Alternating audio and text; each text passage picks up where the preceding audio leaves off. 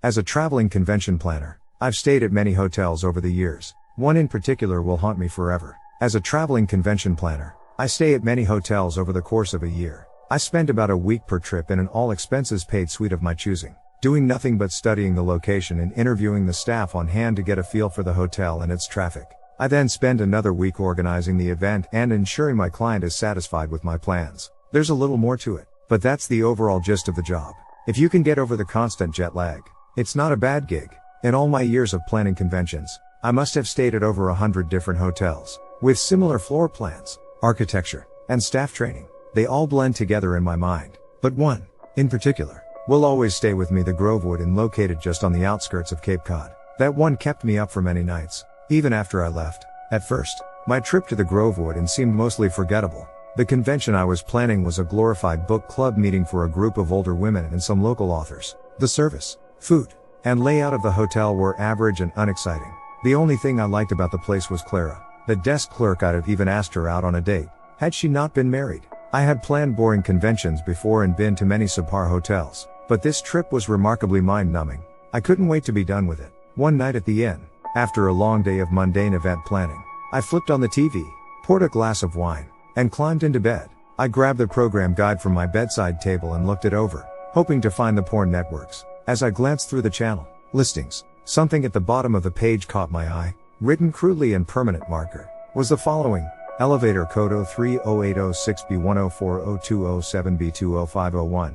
This was odd. I knew of hotels that had pin pads on their elevators, usually to prevent children from using them, but the Grovewood Inn was not one of them. Plus, most pin pad elevators only required a 4-digit code. Intrigued, I decided to call up the front desk to find out more. I was sure the code would turn out to be something trivial and uninteresting, but it was, at the very least, an excuse to talk to Clara again. The one reciprocated.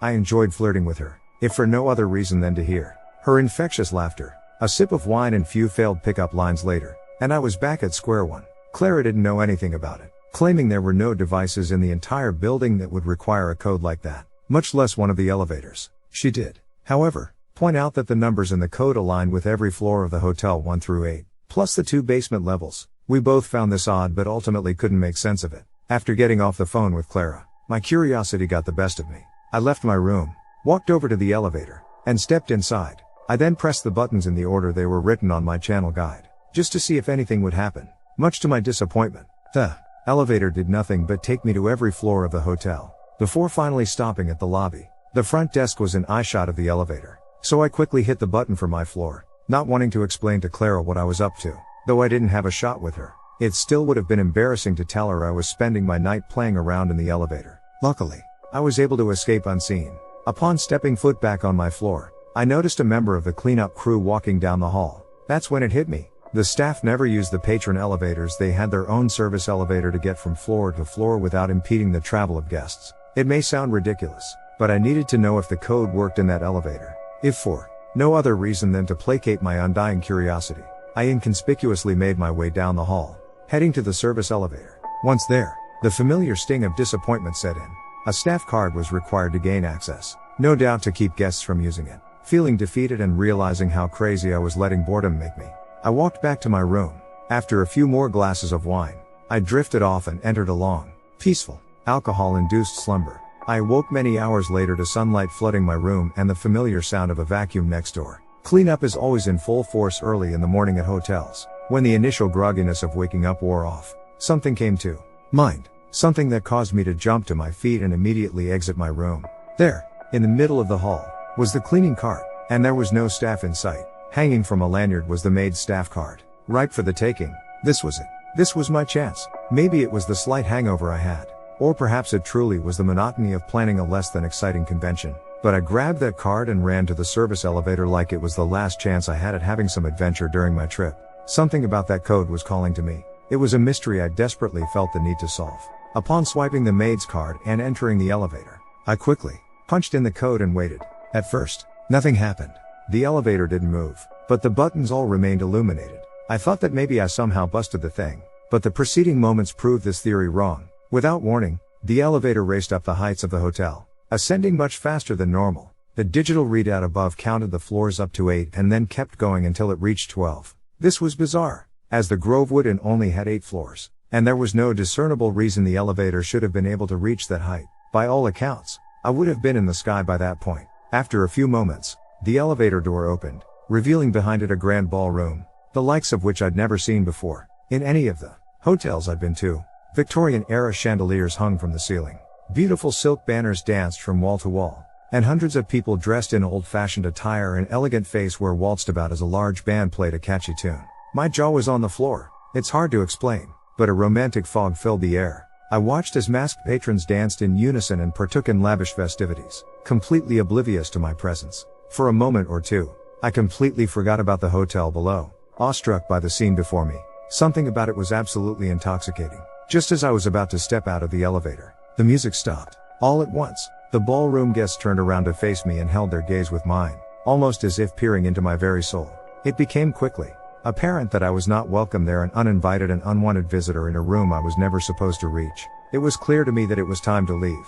I tried pressing the button for the lobby, but it wouldn't light up. I tried floors 2, 3, and 4, no dice. The elevator was stagnant, and I was trapped. I looked back over to the crowd, and to my horror, they had begun walking in my direction. Their march was slow, but without a working elevator, I had no means of escape. I was at the mercy of the ballroom and its occupants now, no matter what that fate entailed. With little in the way of options, I attempted to converse with the group. Who are you? What do you want with me? My query was met with little reaction.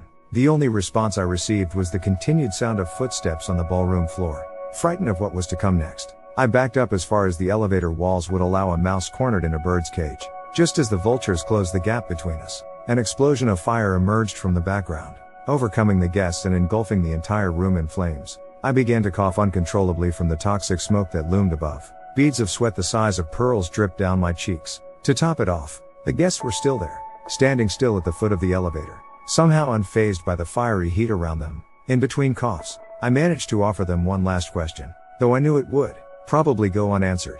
What do you want? A woman at the front of the crowd stepped forward. She wore a fox mask and a slight grin, though her lips would soon spread apart to speak. We want to be saved. At this moment, the flames took flight, rising to the highest heights of the ballroom. Molten skin dripped from the woman's frame like candle wax as her features morphed into a gruesome arrangement of congealed flesh and bubbling blisters. Won't you save us? In a grotesque slur of unnatural movement, the woman stumbled in my direction, arms outstretched. I stood still in terror as her burnt fingers made their way to my neck. Just as she was about to make contact, the doors shut behind her and the lights went out. The bulb in the elevator, the fire in the ballroom, it was all gone.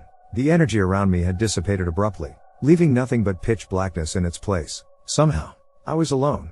A few moments of confusion passed, followed by a loud roar from the elevator shaft below. All at once, everything sprung back to life, save for my fox-masked assailant.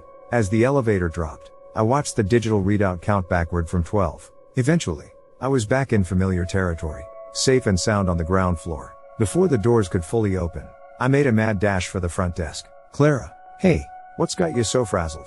And what were you doing in the service elevator? If I told her what I'd seen, she'd think I was crazy. Instead, I composed myself and asked for some information. Did this hotel ever have a 12th floor? Clara looked very surprised by my question. Yes, it did.